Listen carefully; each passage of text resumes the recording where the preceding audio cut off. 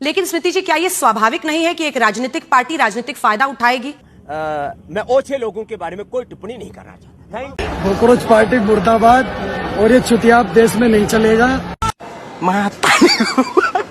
तो कमर जो है कमरा बनेगी नहीं, क्योंकि ये पहली बार मुझे किसी को रोस्ट करने का मन किया। वेलकम दोस्तों, बात करेंगे सोशल मीडिया पे क्या वायरल चल रहा है अंजना ओम कश्यप और स्मृति ईरानी का ये वीडियो। और इस वीडियो को लेकर अंजना ओम कश्यप और स्मृति ईरानी दोनों की ट्रोलिंग चल रही है।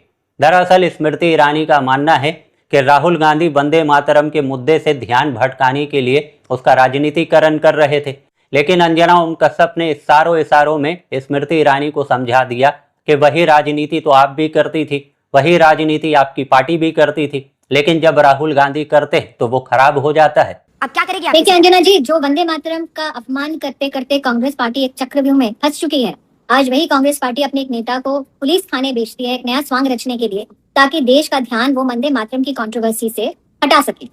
विषय ये है कि जब पुलिस की व्यवस्था से ये कहा गया है कि प्रोब अंडर वे है, जब सुप्रीम कोर्ट ने अपना वक्तव्य इस विषय पर दे दिया है, तो क्यों अपनी राजनीतिक फायदे के लिए एक प्रश्न चिन्ह लगा रहे हैं राहुल गांधी हमारे देश की पैरामिलिट्री फोर्सेस पर? लेकिन स्मृति जी, क्या ये स्वाभाविक नहीं है कि एक राजनीतिक पार्टी राजनीतिक फायदा उठाएगी? वो ये कहेगी हम कि उन बच्चों की आवाज बन रहे हैं, उन लोगों की आवाज बन रहे हैं। तो अंजना ओम कश्यप और स्मृति ईरानी के बीच में इस बात को लेकर चर्चा हो रहा था कि राहुल गांधी पैलेट गन चलाने वालों के ऊपर एफआईआर कराने के लिए पुलिस स्टेशन पहुंचे और उन्होंने कहा कि जब तक एफआईआर नहीं होगा वो वहां से नहीं हटेंगे। स्मृति ईरानी का कहना है कि वंदे मातरम के मुद्दे से ध्यान भटकाने और उसका राजनीतिक फायदा उठाने के लिए राहुल गांधी ऐसा कर रहे थे। और इसी बात को लेकर अंजना ओम कश्यप ने स्मृति ईरानी को एक करारा जवाब देते हुए कहा कि क्या ये स्वाभाविक नहीं कि राजनीतिक पार्टी राजनीति करेगी और जहां भी हो सकेगा उसका फायदा उठाने की कोशिश करेगी। और सोशल मीडिया यूज़र इस वीडियो को पोस्ट करते हुए बता रहे कि ये इंटरव्यू एफआईआर दर्ज करवाने से पहले हुआ है। और स्मृति ईरानी को सुनिए, वो इस बात को ऐसे बता रही है जैसे राहुल गांधी किसी खतरनाक चीज़ की मांग कर रहे हैं। अब स्मृति ईरानी ने जो कुछ कहा उसको लेकर लोगों ने मतलब ये निकाला कि राहुल गांधी राजनीति कर रहे थे और राजनीतिक फ़ायदा उठाने के लिए ये सब कर रहे थे, लेकिन अंजना ओम कश्यप ने स्मृति ईरानी को इशारों में जवाब दे दिया कि वही राजनीति तो आप भी करते थे।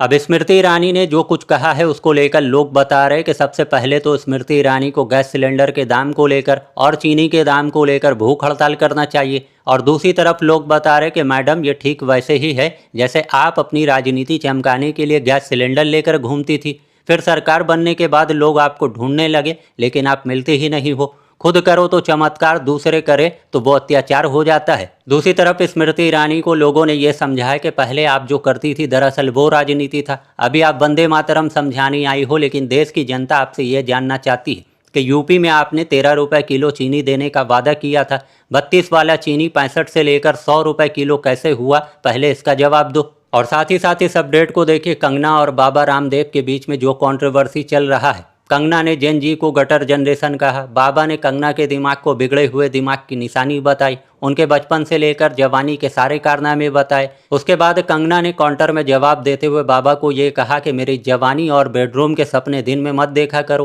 फेक मेडिसिन के मामले में सुप्रीम कोर्ट से फटकार मुझे नहीं आपको पड़ा है। लेकिन कल अपडेट सामने आता है जब कुछ पत्रकारों ने बाबा रामदेव से कंगना को लेकर सवाल किया तो बाबा ने बताया कि मैं ओछे लोगों के बारे में बात नहीं करना चाहता हूँ। लोगों का अभी क्या बोलूं, मैं विवाद को बढ़ावा नहीं देना चाहता। स्वामी रामदेव क्या है ये देश जानता है, स्वामी रामदेव का योगदान क्या है ये देश जानता है, इसलिए मैं ओछे लोगों के बारे में कोई टिप्पणी नहीं करना चाहता। तो अपडेट सामने आता है, बृजभूषण शरण सिंह और कंगना रनावत को जवाब देते हुए बाबा रामदेव ने बताया कि पूरा देश जानता है कि बाबा रामदेव का देश के लिए क्या योगदान है और ऐसे ओछे लोगों पर मैं बात नहीं करना चाहता हूं। Social media user Kangana Ranaut को टैग करते हुए बता रहे, इससे कई अच्छी ज़िंदगी आपकी थी, कम से कम इंडस्ट्री में लोग आपकी इज्जत तो करते थे, ये क्या हाल बना लिया है, ऐसे बाबा लोग भी आपको ओछा बोल रहे हैं। सोशल मीडिया के ऊपर कंगना रनावत की बहुत भयंकर ट्रोलिंग शुरू हो जाती है। लोग बता रहे जब से कंगना दोबारा आज़ाद हुई है तब से बहुत बुरे दिन चल रहे हैं। पहले बिगड़े दिमाग की निशानी बोला, अब बाबा कंगना को ओछी बोल रहे। आगे देखो कंगना को क्या क्या सुनना पड़ेगा। दूसरी तरफ लोगों ने लिखा, Kangana Ranaut please reply this कानिया, आई एम योर फैन, बाबा बहुत ज़्यादा बोल रहे हैं, आप संसद में बाबा के खिलाफ एक बिल पास करवा दो, नहीं तो बाबा रामदेव फायरी मोड में दिखाई दे रहे हैं। अभी आपके दिमाग पे सवाल किया है, कल आपकी 2014 वाली आज़ादी पे सवाल न खड़ा कर दे। और साथ ही साथ अपडेट सामने आता है, जंतर मंतर पे जब स्टूडेंट का प्रोटेस्ट चल रहा था तो अभिषेक ठाकुर नाम का एक शख्स जो कि दिल्ली पुलिस के पीछे खड़ा होकर नारे लगा रहा था, दिल्ली पुलिस तुम डंडा बजाओ, हम तुम्हारे साथ है।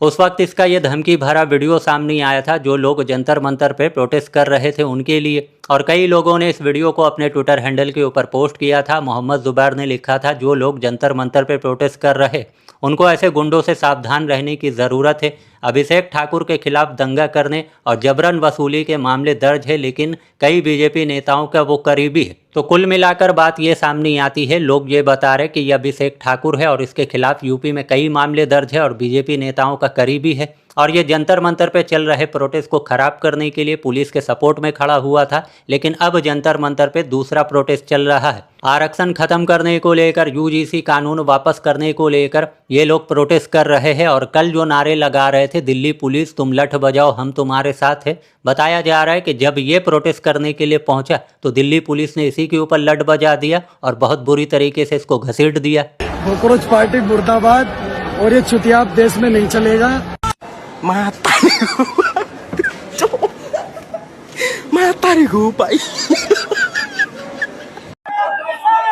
दिल्ली पुलिस से दोष नहीं है, ये सब हमारे भाई हैं, ये सब हमारे भाई हैं। दिल्ली पुलिस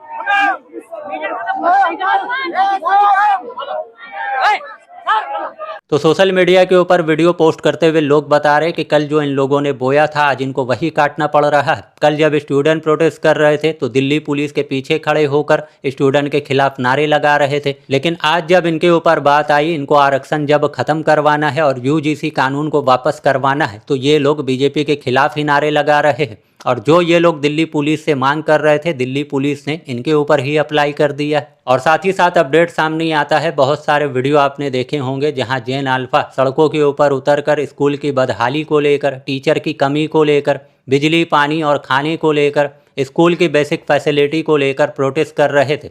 लेकिन कल ये अपडेट सामने आता है कि किस तरीके से जेन अल्फा सड़कों के ऊपर उतर गए, और बताया जा रहा है कि ये स्कूल के लिए नहीं बल्कि दाम बढ़ने को लेकर और महंगाई को लेकर उतर गए।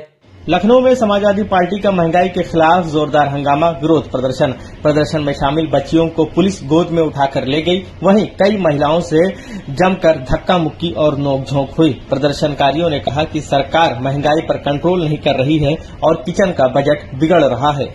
आप इतनी महंगी चीनी खरीद पाएंगे? मोदी को तो लगता है, उनको अंधभक्तों को लगता है कि चीनी सस्ती है। उसके बाद इस अपडेट को देखिए, इस्कॉन द्वारका के वाइस प्रेसिडेंट जब एक पॉडकास्ट में गए और उन्होंने लड़कियों के जिम जाने को लेकर जो सवाल खड़ा किया है, उसके बाद से इनका ये वीडियो सोशल मीडिया के ऊपर वायरल हो जाता है। अब इस वीडियो के वायरल होने के बाद इंस्टाग्राम इन्फ्लुएंसर में भी जिम ट्रेनर और किस तरीके से वो इनको लेकर ये बता रहे कि मैंने आज तक किसी को रोस्ट नहीं किया, लेकिन पहली बार इनको रोस्ट कर रही हूँ। आप लड़की हो, जिम जाते हो, तो ये वीडियो आपके लिए। ये पहले ऐसे जब पोछा लगता है ना तो कमर जो है कमरा बनेगी नहीं, क्योंकि ये पहली बार मुझे किसी को रोस्ट करने का मन किया, and he happens to be VP of ISKCON temple Dwarka Delhi. Mister Amok ji, क्या बोल दिया आपने? मैं चाहता हूँ कि लड़कियां जो है अपने घर को जिम बना दें। देखो अब जिम में जाना आना ये समय दैट टेक्स टाइम, लेकिन घर के काम भी हो जाएंगे और आपकी बॉडी है वही बड़ी फिट रहेगी। इनका कहना है लड़कियों को जिम नहीं जाना चाहिए, आने जाने में टाइम क्यों वेस्ट करना, पोछे लगाओ, आपकी कमर कमरा बनेगी ही नहीं। और स्पेशली आप जिम की आप एनरोलमेंट लोगे, फिर वहाँ जाओगे, फिर वहाँ कोई लड़का आपको लाइन मारेगा, फिर आप दौड़ के आ जाओगे, नहीं नहीं बहुत बेकार जगह है। अरे बहन जी, घर में आप सुरक्षित भी हो, हेल्थ भी अच्छी, घर भी साफ, घर भी संवर गया आपका, नाइस। तो इसलिए आपकी 5 उंगलियां घी में।